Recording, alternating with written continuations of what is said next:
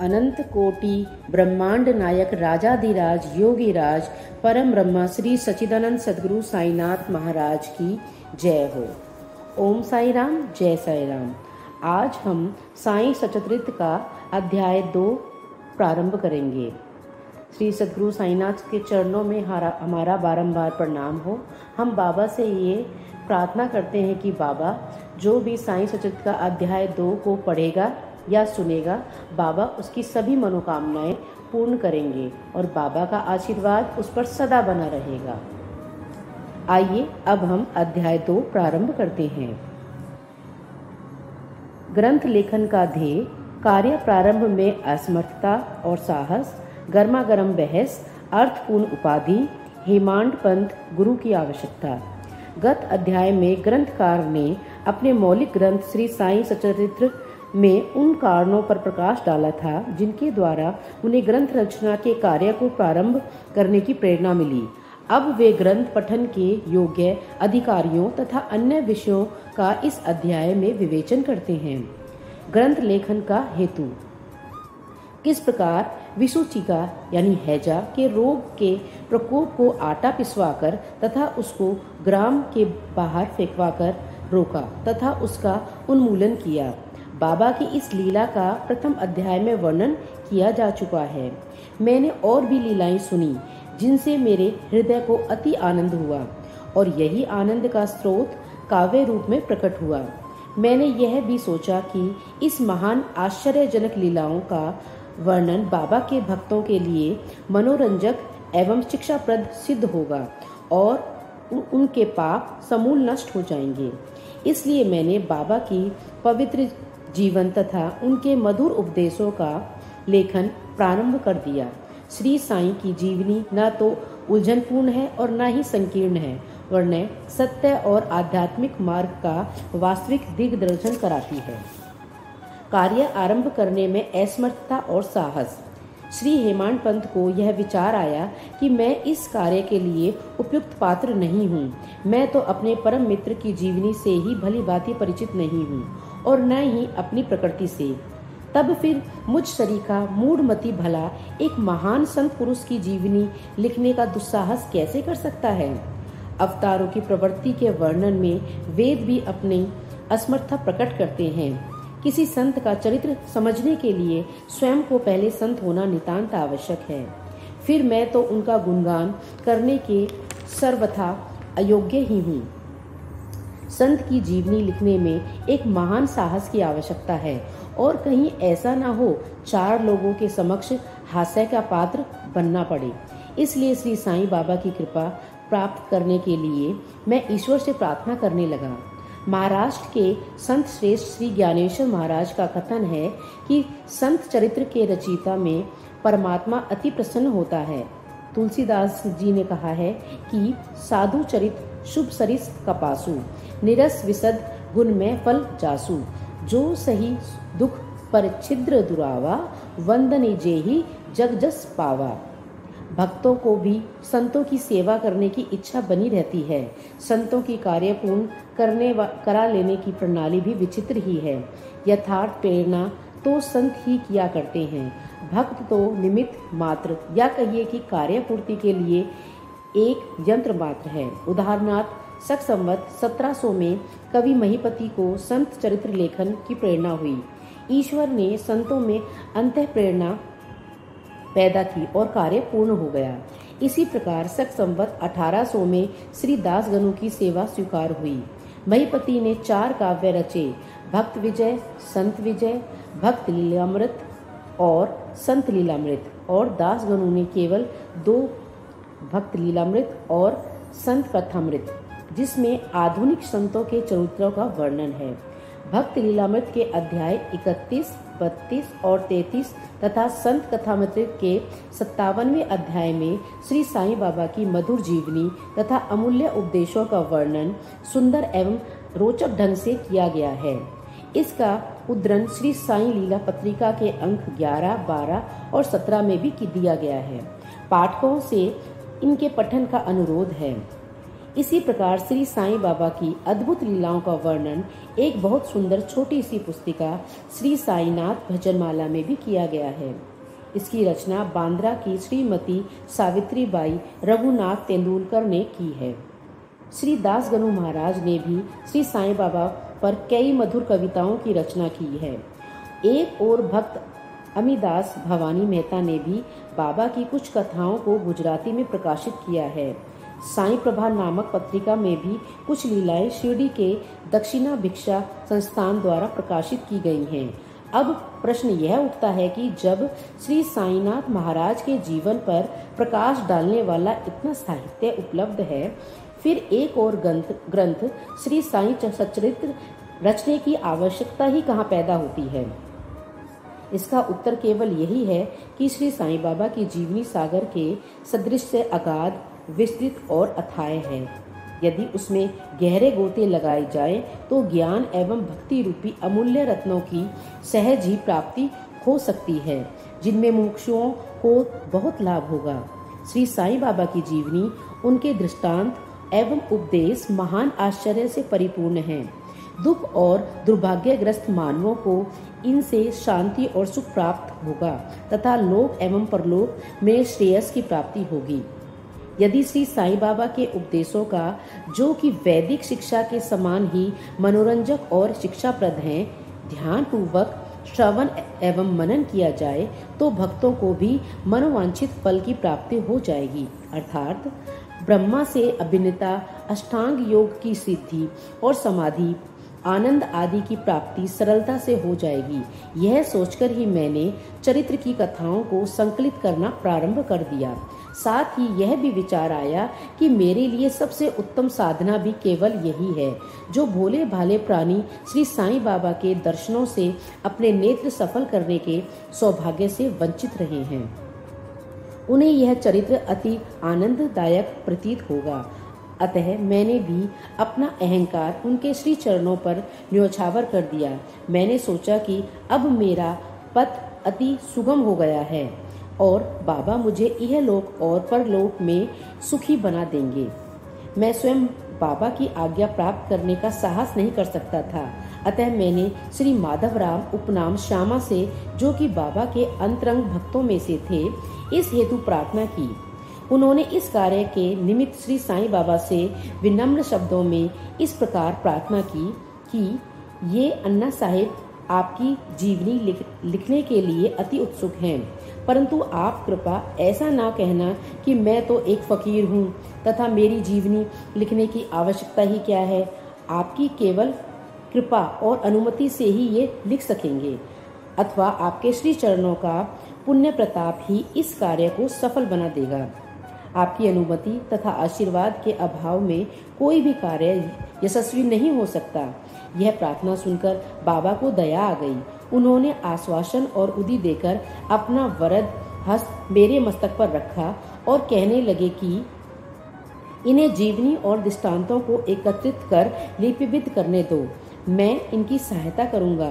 मैं स्वयं ही अपनी जीवनी लिखकर भक्तों की इच्छा पूर्ण करूंगा, परंतु इनको अपना अहम त्याग कर मेरी शरण में आना चाहिए। जो अपने जीवन में इस प्रकार आचरण करता है, उसकी मैं अत्यधिक सहायता करता हूँ। मेरी जीवन कथाओं की बात तो सहज है, मैं तो इन्हें घर बैठे अनेक प्रकार से सहायता पहुँचाता हूँ। जब इनका अहम पूर्ण तरह नष्ट हो जाएगा और खोजने पर लेश मात्र भी नहीं मिलेगा, तब मैं इनके अंतःकरण में प्रकट होकर स्वयं ही अपनी जीवनी लिखूंगा। मेरे चरित्र और उपदेशों के श्रवण मात्र से ही भक्तों के हृदय में श्रद्धा जागृत होकर सरलता पूर्वक आत्मानुभूति एवं परमानंद की प्राप्ति हो जाएगी। ग्रंथ में अपने मत का प्रतिपादन और दूसरों का खंडन तथा अन्य किसी के विषय के पक्ष या विपक्ष में व्यर्थ के वाद विवाद की कुचेष्टा नहीं होनी चाहिए। अर्थपूर्ण उपाधि हेमांड पंथ। वाद विवाद शब्द से हमको स्मरण हो गया कि मैंने पाठकों को वचन दिया है कि हेमांड पंथ उपाधि किस प्रकार प्राप्त हुई, इसका वर्णन करूंगा। अब मैं उसका वर्णन करता हूँ। श्री काका साहिब दीक्षित व नाना साहिब चंदोरकर मेरे अति घनिष्ठ मित्रों में से थे। उन्होंने मुझसे शिरडी जाकर श्री साईं बाबा के दर्शनों का लाभ उठाने का अनुरोध किया। मैंने उन्हें वचन दिया, परंतु कुछ बाधा आ जाने के कारण मेरी शिरडी यात्रा स्थगित हो गई। मेरे एक घनिष्ठ मित्र का पुत्र लोनावला में रोगग्रस्त हो गया था। उन्होंने सभी संभव आध्यात्मिक और आध्यात्मिक उपचार किए, परंतु सभी प्रयत्न निष्फल हुए और ज्वर किसी भी प्रकार से कम नहीं हुआ। अंत में उन्होंने अपने गुरुदेव को उसके सिरहाने बिठाया, परंतु परिणाम पूर्वतः ही रहा। यह घटना देखकर मुझे विचार आया कि जब गुरु एक बालक के प्राणों की रक्षा करने में असमर्थ है, तब उनकी उपयोगिता ही क्या है, और जब उनमें कोई सामर्थ्य ही नहीं है, तब फिर शिरडी जाने से क्या प्रयोजन। ऐसा सोचकर मैंने यात्रा स्थगित कर दी, परंतु जो होना है वह तो होकर ही रहेगा। और वह इस प्रकार हुआ। प्रांत अधिकारी नाना साहब चंदोरकर बसई के दौरे पे जा रहे थे। वे ठाना से दादर पहुंचे और बसई जाने वाली गाड़ी की प्रतीक्षा कर रहे थे। उसी समय बांद्रा लोकल आ पहुंची, जिसमें बैठकर वे बांद्रा पहुंचे तथा शिरडी यात्रा स्थगित करने के लिए मुझे आड़े हाथों लिया। नाना साहब का तर्क मुझे उचित और सुखदायी प्रतीत हुआ तथा इसके फलस्वरूप मैंने उसी रात्रि शिरडी जाने का निश्चय किया और सामान बांधकर शिरडी को प्रस्थान कर दिया। मैंने सीधे दादर जाकर वहां से मनमाड़ की गाड़ी पकड़ने का कार्यक्रम बनाया। इस निश्चय के अनुसार मैंने दादर जाने वाली गाड़ी के डिब्बे में प्रवेश किया। गाड़ी छूटने ही वाली थी कि इतने में एक यवन मेरे डिब्बे में आया और मेरे सामने बैठकर देखकर मुझसे मेरा गंतव्य स्थान पूछने लगा। मैंने अपना कार्यक्रम उसे बतला दिया। उसने मुझसे कहा कि मनमाड़ की गाड़ी दादर पर खड़ी नहीं होती, इसलिए सीधे बोरीबंदर से होकर जाओ। यदि यह एक साधारण सी घटना घटित न हुई होती तो मैं अपने कार्यक्रम के अनुसार दूसरे दिन शिरडी ना पहुंच सकने के कारण अनेक प्रकार की शंकाओं कुशंकाओं से घिर जाता, परंतु ऐसी घटना नहीं थी। भाग्य ने साथ दिया और दूसरे दिन 9-10 बजे के पूर्व ही मैं शिरडी पहुंच गया। सन 1910 की बात है, जब प्रवासी भक्तों के ठहरने के लिए साठेवाड़ा एकमात्र ही स्थान था। तांगे से उतरकर मैं साईं बाबा के दर्शन के लिए बड़ा ही लालायित था। उसी समय भक्त प्रवर श्री तात्या साहिब नूलकर मस्जिद से लौटे ही थे। उन्होंने बताया कि इस समय श्री साईं बाबा मस्जिद के मोड़ पर ही हैं। अभी केवल उनका प्रारंभिक दर्शन ही कर लो और फिर स्नानादि से निवृत्त होने के पश्चात सुविधा से भेंट करने जाना। यह सुनते ही मैं दौड़कर गया और बाबा की चरण वंदना की। मेरी प्रसन्नता का पारावार न रहा। मुझे क्या नहीं मिल गया था। मेरा शरीर उल्लसित सा हो गया। सुधा और तृषा की सुधि जाती रही। जिस क्षण से उनके भाव विनाशक चरणों का स्पर्श प्राप्त हुआ, मेरे जीवन में एक नूतन आनंद प्रवाह बहने लगा। मैं उनका सदैव के लिए ऋणी हो गया। उनका यह उपकार मैं कभी भूल न सकूंगा। मैं सदा उसका स्मरण कर उन्हें मानसिक प्रणाम किया करता हूँ। जैसा कि मेरे अनुभव में आया कि साईं के दर्शन में ही यह विशेषता है कि विचार परिवर्तन तथा पिछले कर्मों का प्रभाव शीघ्र मंद पड़ने वाला है और सैने सैने अनासक्ति और सांसारिक भोगों से वैराग्य बढ़ता जाता है।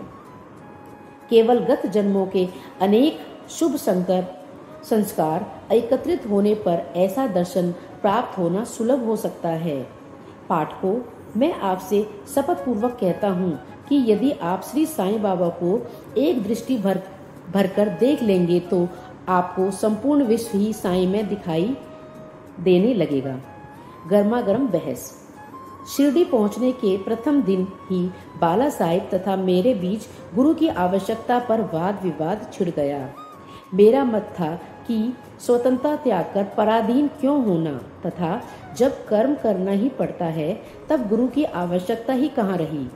प्रत्येक को पूर्ण प्रयत्न कर स्वयं को आगे बढ़ाना चाहिए। गुरु शिष्य के लिए करता ही क्या है, वह तो सुख से निद्रा का आनंद लेता है। इस प्रकार मैंने स्वतंत्रता का पक्ष लिया और बाला साहेब ने प्रारब्ध का उन्होंने कहा कि जो विधि लिखित है वह गठित होकर ही रहेगा। इसमें उच्च कोटि के महापुरुष भी असफल हो गए हैं। कहावत है, मेरे मनु कछु और है, विधाता के कछु और। फिर परामर्श युक्त शब्दों में बोले, भाई साहब, यह निर्विद्यता छोड़ दो। यह अहंकार तुम्हारी कुछ भी सहायता न कर सकेगा। इस प्रकार दोनों पक्षों के खंडन मंडन में लगभग 1 घंटा व्यतीत हो गया और सदैव की भांति कोई निष्कर्ष न निकल सका।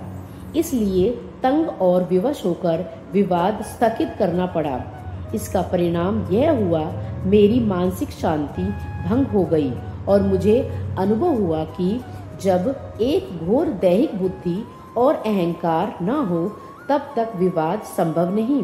वस्तुतः यह अहंकार ही विवाद की जड़ है। जब अन्य लोगों के साथ मैं मस्जिद गया तब बाबा ने काका साहेब को संबोधित का प्रश्न किया कि साठेवाड़ा में क्या चल रहा था, किस विषय में विवाद था। फिर मेरी ओर दृष्टिपात कर बोले कि इन हेमांत पंडित ने क्या कहा। ये शब्द सुनकर मुझे अधिक अचंभा हुआ। साठेवाड़ा और मस्जिद में पर्याप्त अंतर था। सर्वज्ञ तथा अंतर्यामी हुए बिना बाबा को विवाद का ज्ञान कैसे हो सकता था। मैं सोचने लगा कि बाबा हेमांत पंडित के नाम से मुझे क्यों संबोधित करते हैं। यह शब्द तो हेमांदी पंत का अपभ्रंश है। हेमांदी पंत देवगिरी के यादव राजवंशी महाराजा महादेव और रामदेव के विख्यात मंत्री थे। वे उच्च कोटि के विद्वान, उत्तम प्रकृति तथा चतुर्वर्ग चिंतामणि और राज प्रशस्ति जैसे उत्तम काव्यों के रचयिता थे। उन्होंने ही हिसाब किताब रखने की नवीन प्रणाली का आविष्कार किया था और बही खाते की पद्धति को जन्म दिया था। और कहां से इनके विपरीत एक अज्ञानी, मूर्ख और मंदबुद्धि हूँ। अतः मेरी समझ में यह न आ सका कि मुझे इस विशेष उपाधि से विभूषित करने का क्या तात्पर्य है। गहन विचार करने पर मैं इस निष्कर्ष पर पहुंचा कि कहीं मेरे अहंकार को चूर्ण करने के लिए ही बाबा ने इस अस्त्र का प्रयोग तो नहीं किया है, ताकि मैं भविष्य में सदैव के लिए निरभिमानी और विनम्र हो जाऊं। अथवा कहीं यह मेरे वाक चातुर्य के उपलक्ष्य में मेरी प्रशंसा तो नहीं है। भविष्य और दृष्टिपात करने से प्रतीत होता है कि बाबा के द्वारा हेमांत पंत की उपाधि से विभूषित करना कितना अर्थपूर्ण और भविष्यगोचर था। सर्वविद है कि कालांतर में दाभोलकर ने श्री साईं बाबा संस्थान का प्रबंधन कितने सुचारू और विद्वत्तापूर्ण ढंग से किया था। हिसाब किताब आदि करने उत्तम प्रकार से रखे तथा साथ ही साथ महाकाव्य साईं सच्चरित्र की रचना भी की। इस ग्रंथ में महत्वपूर्ण और आध्यात्मिक विषयों जैसे ज्ञान, भक्ति, वैराग्य, शरणागति व आत्मनिवेदन आदि का समावेश है। गुरु की आवश्यकता। इस विषय में बाबा ने क्या उद्गार प्रकट किए, इस पर हेमांत पंत द्वारा लिखित कोई लेख या स्मृति पत्र प्राप्त नहीं है, परंतु काका साहेब दीक्षित ने इस विषय पर उनके लेख प्रकाशित किए हैं। बाबा से भेंट करने के लिए दूसरे दिन हेमांत पंत और काका साहेब ने मस्जिद में जाकर घर लौटने की अनुमति मांगी। बाबा ने स्वीकृति दे दी। किसी ने प्रश्न किया, बाबा कहाँ जाएं? उत्तर मिला, ऊपर जाओ। प्रश्न, मार्ग कैसा है? बाबा, अनेक पंथ हैं, यहाँ से भी एक मार्ग है, परंतु यह मार्ग दुर्गम है तथा सिंह और भेड़िए भी यहाँ मिलते हैं। काका साहिब, यदि पथ प्रदर्शक भी साथ हो तो? बाबा बोले, तब कोई कष्ट नहीं होगा। पथ प्रदर्शक तुम्हारी सिंह, भेड़िए और खंदकों से रक्षा कर तुम्हें सीधे निर्दिष्ट स्थान पर पहुंचा देगा, परंतु उसके अभाव में जंगल में मार्ग भूलने या गड्ढे में गिर जाने की संभावना है। दाभोलकर भी उपयुक्त प्रसंग के अवसर पर वहां उपस्थित थे।